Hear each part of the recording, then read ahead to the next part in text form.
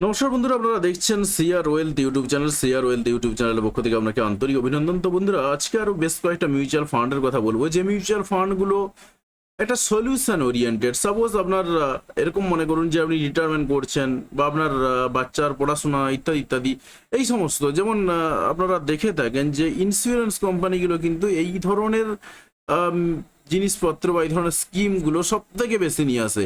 এখন mutual fund কোম্পানিগুলো পিছিয়ে থাকবে কেন? তাই মিউচুয়াল ফান্ড কোম্পানিগুলো কিন্তু টুকটাক নিয়ে চলে এসেছে।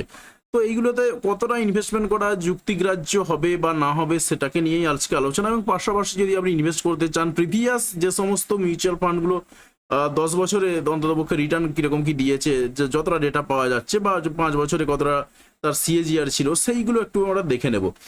তো আপনাকে অনুরোধ করবো, অতি অবশ্যই চ্যানেলে যদি নতুন হয়ে থাকেন সেক্ষেত্রে অতি অবশ্যই চ্যানেলটি সাবস্ক্রাইব করবেন এবং পাশে আসা বেল বাটনটি অবশ্যই প্রেস করবেন পরবর্তী সময়ের ভিডিও নোটিফিকেশনগুলি পাওয়ার জন্য। আর আপনি যদি ইতিমধ্যে সাবস্ক্রাইব করে থাকেন তাহলে আপনাকে অসংখ্য ধন্যবাদ। তো বন্ধুরা, চটপট দেখে নেওয়া যাক কি অবস্থা রয়েছে, এবং আপনাদেরকে অনুরোধ করবো অবশ্যই ভিডিওগুলো শেয়ার করবেন বন্ধুদের সাথে। তবে আমাদেরও ভিডিও বানাতে আরো বেশি বেশি করে ভিডিও দিতে বেশি করে ইচ্ছা যাবে। দেখুন, আমরা বেশ কয়েকটা সলিউশন ওরিয়েন্টেড ফান্ড পেয়েছি। এখানে প্রায় 25টার মতন ফান্ড রয়েছে। এবং এখানে যদি ফান্ডগুলো দেখি, দেখুন retirement, tata retirement savings fund একটা আছে, যাই হোক আরও বেশ কিছু নাম রয়েছে, আমি বলছি না। এখানেও একটা টাটা রিটায়ারমেন্টের রয়েছে, সলিউশন ওরিয়েন্টেড রিটায়ারমেন্ট। আবার সবগুলোই কিন্তু আমরা দেখতে পাচ্ছি সলিউশন ওরিয়েন্টেড রিটায়ারমেন্ট, বেশ কিছু দেখতে পাচ্ছি। সবই প্রায় রিটায়ারমেন্টই রয়েছে। তো ওভারঅল কিন্তু আমরা দেখতে পেলাম যে সলিউশন ওরিয়েন্টেড কিছু ফান্ড রয়েছে। এখন আমরা যদি ফান্ডগুলোর একটু দেখি যে কি অবস্থা রয়েছে, 10 বছরের সিএজিআর দেখতে পাচ্ছি আমরা 17% রয়েছে, 17.25%। এখানেও একটা টাটার প্ল্যান রয়েছে যেখানে 17.02% রয়েছে। তারপর এখানে আমরা একটা ফ্র্যাঙ্কলিন ইন্ডিয়ার পেনশন প্ল্যান দেখতে পাচ্ছি। এখানেও কিন্তু আমরা দেখতে পাচ্ছি যেটা যে 10.87% রয়েছে। এখানে আমরা টাটা রিটায়ারমেন্টের আরেকটা প্ল্যান দেখতে পাচ্ছি যেখানে 10.34% রয়েছে।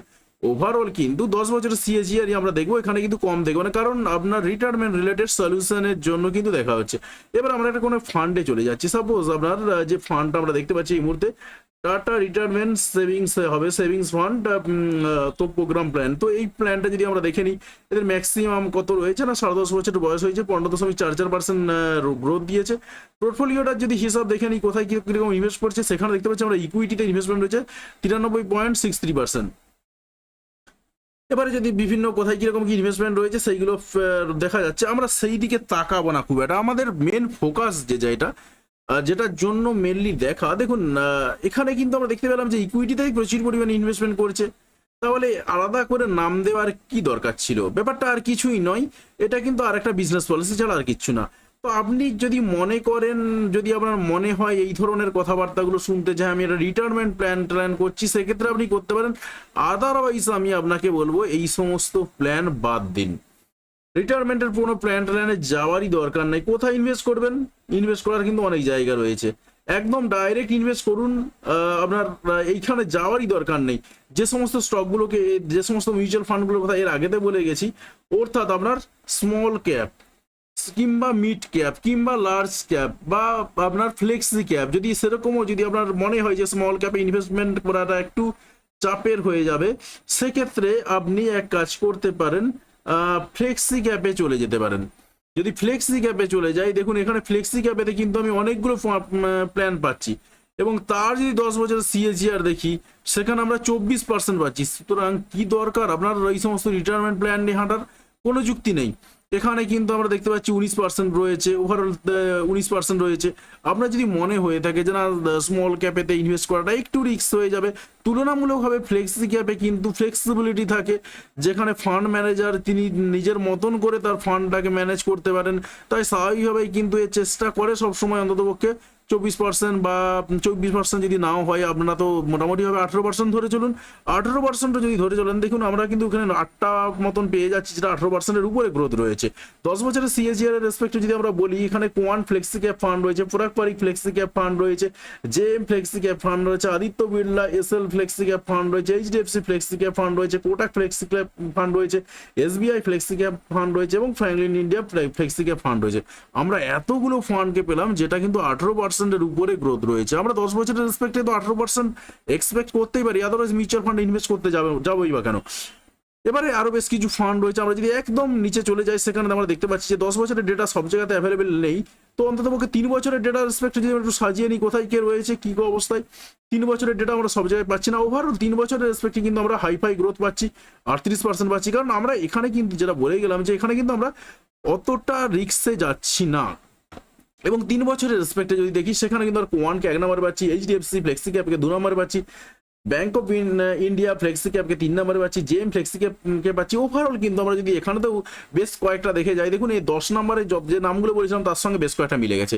আবার যদি পাঁচ বছরের যদি সিএজিআর রেসপেক্টে দেখি তাতে কিন্তু আমরা কোয়ানকে 1 নম্বরে পাচ্ছি, পরাগ পারিককে 2 নম্বরে পাচ্ছি, পিজিআইএম ইন্ডিয়া ফ্লেক্সি ক্যাপকে 3 নম্বরে পাচ্ছি। অর্থাৎ এখানেও কিন্তু আমরা যদি দেখি 1 থেকে 10 নম্বরে বা যে 8টা দেখছিলাম যে যারা 10 বছরের সিএজিআর এর রেসপেক্টে 18%-এর উপরে গ্রোথ দিয়েছে, তাদের রেসপেক্টে যদি আমরা এখানে বেশ কয়েকটা মিউচুয়াল ফান্ডকে দেখি, দেখুন আমরা কিন্তু 1 থেকে 5-এর মধ্যে কিন্তু অন্ততপক্ষে বেশ কয়েকটা নাম পেয়ে যাচ্ছি।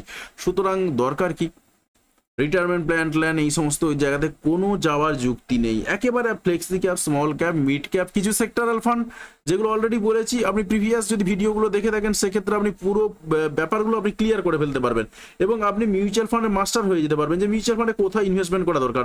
অ্যাকচুয়ালি মিউচুয়াল ফান্ডে ইনভেস্টমেন্ট কারা করেন, মিউচুয়াল ফান্ডে কিন্তু কম বেশি সবাই ইনভেস্টমেন্ট করেন, বিশেষ করে যাদের একেবারে সময় নেই, চাকরি বাকরি করেন বা বিজনেসের কাজে ব্যস্ত থাকেন, বিশেষ করে চাকরি বাকরি করেন তারাই বেশি ইনভেস্টমেন্ট করেন। তো তারা কিন্তু মিউচুয়াল ফান্ডে সব থেকে বেশি ইনভেস্টমেন্ট করেন, কারণ তাদের হাতে সময় নেই, স্টক মার্কেটে সারাদিন নিয়ে পড়ে থাকার মতন সময় নেই, অথবা স্টক মার্কেটটা অতটা বোঝেন না, কখন কোথায় কিনবেন কখন কোথায় বেচবেন বুঝতে পারেন না, তারা কিন্তু এখানে ইনভেস্ট করেন। আমি একটা কোয়ান ফ্লেক্সি ক্যাপের ফান্ড দেখছিলাম এবং সেখানে 10.5 বছরের যদি আমরা গ্রোথ রেট দেখি তাতে করে 10.5 বছরের এর বয়স হয়েছে, সিএজিআর রয়েছে 19.20% রয়েছে, অর্থাৎ বেশ একটা হাইফাই রিটার্ন দিয়েছে। এসআইপি রেসপেক্টে যদি আমি গ্রোথটা দেখি তো এরকম একটা অবস্থা রয়েছে। তো যাই হোক ওভারঅল কিন্তু এটা সিএজিআর ম্যাক্সিমাম গ্রোথ এখানে দেখাচ্ছে। এবং আমরা যদি পোর্টফোলিওটা দেখে নিই, পোর্টফোলিওতে কিন্তু যদি দেখতে পাই এখানে বরং আমরা বলতে পারি এটা কিন্তু আরো অনেক বেশি সেফ, অর্থাৎ সে বলবো না, ফিউচার অপশনে কিন্তু ইনভেস্টমেন্ট রয়েছে, কিছুটা অন্যান্য জায়গাতে ডিপোজিট রয়েছে, ট্রেজারি বিলে ইনভেস্টমেন্ট রয়েছে, ইকুইটিতে ইনভেস্ট রয়েছে 73%, যেখানে অন্য একটা ফান্ড যেটা আপনার দেখছিলাম এর আগে টাটা রিটায়ারমেন্ট প্ল্যানের যে সমস্ত ফান্ড ছিল, অর্থাৎ সলিউশন ওরিয়েন্টেড ফান্ড, সেই ফান্ডের তুলনায় কিন্তু এখানে ইকুইটিতে ইনভেস্টমেন্টটা অনেক কম রয়েছে। যদিও বা এটা ভ্যারি করে, এটা কোয়ান্ট এই সিস্টেমে কাজ করে। আপনি যদি পরাগ পারিককে দেখেন, পরাগ পারিকের ক্ষেত্রে সিস্টেমটা হয়তো আমি অন্যরকম পাবেন। আমি যদি এর পোর্টফোলিওতে চলে যাই, পরাগ পারিকের পোর্টফোলিওতে, সেখানে আমরা পাচ্ছি 86%-এর মতন এরা ইনভেস্টমেন্ট করেছে, বাকিটা ক্যাশ অর ইকুইভ্যালেন্টে রয়েছে 86.82%, কিন্তু এরা ইকুইটিতে ইনভেস্টমেন্ট করছে। সুতরাং সমস্যা কিছুই নেই। এবং এদের যদি আমরা দেখি আইটি সেক্টরে সব থেকে বেশি ইনভেস্টমেন্ট রয়েছে এবং আইটি সেক্টরে ইনভেস্টমেন্ট কিন্তু বাড়াচ্ছে। ওভারঅল এই আইটি সেক্টরে ইনভেস্টমেন্ট বাড়ানোর জায়গাতেও রয়েছে, তার কারণ আমরা দেখছিলাম যে ইনফোসিস, টিসিএস এর মতন স্টকগুলো যেগুলো অনেকটা দিন ধরে ডাউন খেয়েছিল সেগুলো কিন্তু আস্তে আস্তে বাড়তে শুরু করেছে। এবং ওভারঅল আমেরিকা বা ব্রিটেনে যে সমস্ত অর্থনৈতিক মন্দাগুলো চলছিল সেগুলো তারা হয়তো কাটিয়ে উঠতে পেরেছে, যে কারণে আস্তে আস্তে কিন্তু আইটি সেক্টর চাঙ্গা হচ্ছে। ওভারঅল যদি আমরা দেখি প্রাইভেট ব্যাংকে, যদিও বা এরা হয়তো প্রফিট বুক টুক করে বেরিয়ে গেছে, প্রাইভেট ব্যাংক সেক্টরগুলো কিন্তু এখন দুর্দান্ত গ্রো করছে। ওভারঅল কিন্তু ইন্ডিয়ান ইকোনমিতে একটা স্টেবিলিটি রয়েছে, সেটা কিন্তু আমরা বলতে পারি। স্বাভাবিকভাবে কিন্তু মিউচুয়াল ফান্ড কোম্পানিগুলো কিন্তু খুব ভালো জায়গায় যাবে এবং বেশ ভালো পারফর্ম করবে, সেটা কিন্তু বলাই যেতে পারে। এবং আমাদের ইকোনমি যদি খুব স্টেবল থাকে এবং সেক্ষেত্রে কিন্তু আমরা বলতে পারি যে ইকোনমি স্টেবল থাকার জন্য যা যা পয়েন্ট থাকা দরকার সেই পয়েন্টগুলো যদি আমাদের ভারতবর্ষ সব ঠিকঠাক থাকে, এবং আশা করি থাকবেও সেটা, তাতে করে কিন্তু বলা যেতে পারে ইকোনমি স্টেবল থাকবে এবং ভারতবর্ষের অর্থনীতি ভালো জায়গাতে যাবে এবং তার জিডিপি গ্রোথ রেট যে ধারাটা বজায় রেখেছে সেই ধারাটা হয়তো বজায় রাখতে পারে। হ্যাঁ, হয়তো বলবেন যে আমি 10% হচ্ছে না, 10% দরকার নেই। যদি প্রতি বছর আপনার 6% থেকে 7%-এর মধ্যে থাকে এবং এটা যদি একটা সিস্টেমেটিক ওয়েতে বাড়তে থাকে, অর্থাৎ সাস্টেনেবল গ্রোথ থাকে যেটা ভারতবর্ষের ইকোনমিতে রয়েছে, তাহলেই যথেষ্ট। অর্থাৎ এই জায়গাগুলো যদি মোটামুটিভাবে মেনটেন করা হয়ে থাকে, তাহলে কিন্তু আলটিমেটলি এই সমস্ত ফ্লেক্সি ক্যাপ ফান্ড বলি বা স্মল ক্যাপ ফান্ড বলি বা মিড ক্যাপ ফান্ড বলি, যত ফান্ডই থাকুক না কেন, ওভারঅল কিন্তু শেয়ার বাজার চাঙ্গা থাকবে এবং আলটিমেটলি কিন্তু আপনারা শেয়ার বাজার থেকে বা মিউচুয়াল ফান্ড থেকে, শেয়ার বাজার বাড়লে তবেই না মিউচুয়াল ফান্ডও ভালো প্রফিট দিতে পারবে, আদারওয়াইজ তো পারবে না। ওভারঅল কিন্তু একটা প্রফিট দেওয়ার সুযোগ সবসময় থেকে যাবে এবং ওভারঅল কিন্তু একটা ভালো রিটার্ন কিন্তু আমরা সবসময় এক্সপেক্ট করতে পারি। তো এবারে এর মধ্যে থেকে আপনি চাইলে চুজ করতে পারেন এবং মনে করতে পারেন যে কোনো একটাতে ইনভেস্টমেন্ট করলে ভালো হতো, বা হয়তো আপনার ইনভেস্টমেন্ট করা রয়েছে সেটা আপনি কমেন্ট করে জানাতে পারেন। আপনার কমেন্ট দেখে অন্যান্য বন্ধুরা ইন্সপায়ার হবেন। এবং সত্যি কথা বলতে কি, ভারতবর্ষের মানুষরা অন্ততপক্ষে বিশেষ করে বাঙালিরা কিন্তু শেয়ার বাজারে এবং মিউচুয়াল ফান্ডে খুব কম মানুষই রয়েছেন। তারা যদি আস্তে আস্তে শেয়ার বাজারে ইনভেস্ট করতে থাকেন এবং ওভারঅল কিন্তু মার্কেটের উন্নতি হবে, স্টক মার্কেটের উন্নতি হবে এবং দেশের অর্থনীতির উন্নতি হবে, সেক্ষেত্রে কিন্তু আর বিদেশি ইনভেস্টমেন্টের উপর কিন্তু ভরসা করতে হবে না। এবং যেটা আস্তে আস্তে কিন্তু আমরা দেখতে পাচ্ছি, যেটা ভারতবর্ষে কিন্তু ইনভেস্টমেন্টটা আস্তে আস্তে বাড়ছে। স্বাভাবিকভাবে কিন্তু এই বাড়ার লক্ষণ যত থাকবে তত কিন্তু শেয়ার মার্কেটে চাঙ্গা হবে এবং দেশীয় ইনভেস্টমেন্ট যত বাড়বে তত কিন্তু জায়গাগুলো খুব স্ট্রং হবে। তো যাই হোক বন্ধুরা, আশা করছি আপনি বুঝতে পেরেছেন যে কি অবস্থায় আপনাকে ইনভেস্টমেন্ট করতে হবে না করতে হবে। তবে একটা কথা আপনাকে শেষে বলবো যে মিউচুয়াল ফান্ড বা শেয়ার মার্কেটে যেখানে ইনভেস্টমেন্ট করুন না কেন, সেটা কিন্তু সাবজেক্ট টু মার্কেট রিস্ক বা বাজারগত ঝুঁকি সাপেক্ষ। তাই সবটা কিন্তু মাথায় রেখে কাজ করতে হবে। কারণ আমরা যে 10 বছর বা 5 বছর বা 3 বছরের সিএজিআর দেখলাম প্রিভিয়াস ইয়ারে, সেই রিটার্ন যে আপনি পেয়ে যাবেন এমন কোনো গ্যারান্টি নেই। আমি বলে গেলাম যদি ইকোনমিতে স্টেবিলিটি থাকে, এবং ইকোনমিতে স্টেবিলিটি আশা করছি থাকবে, সেক্ষেত্রে কিন্তু আপনার এই যে গ্রোথ রেটগুলো এক্সপেক্ট করছি আমরা, সেই গ্রোথ রেটগুলো কিন্তু পাওয়ার একটা সম্ভাবনা থেকে যায় এবং আশা নিয়েই কিন্তু লোকজন প্রত্যেকে ইনভেস্টমেন্ট করেন। তাই সেই আশাটা কিন্তু পূর্ণ হতে পারে, সেরকম আশা করা যেতে পারে। তবে তার সত্ত্বেও আপনাকে বলবো যে অবশ্যই কিন্তু এটা সাবজেক্ট টু মার্কেট রিস্ক বা বাজারগত ঝুঁকি সাপেক্ষ। তাই সবটা বিচার বিবেচনা করে তবেই কিন্তু আপনাকে কাজ করতে হবে। তো ধন্যবাদ বন্ধু ভিডিওটি দেখার জন্য। আর যদি একদম চ্যানেলে নতুন হয়ে থাকেন, সেক্ষেত্রে আপনাকে অনুরোধ করবো অবশ্যই চ্যানেলটি সাবস্ক্রাইব করে পাশে আসা বেল বাটনটি অবশ্যই প্রেস করবেন পরবর্তী সময় ভিডিও নোটিফিকেশন পাওয়ার জন্য। আর আপনি যদি ইতিমধ্যে সাবস্ক্রাইব করেছেন তাহলে অনেক অসংখ্য ধন্যবাদ। অবশ্যই বন্ধুদের সঙ্গে ভিডিওটি শেয়ার করতে কোনোভাবেই ভুলবেন না। ভিডিওটি দেখার জন্য আপনাকে অসংখ্য ধন্যবাদ।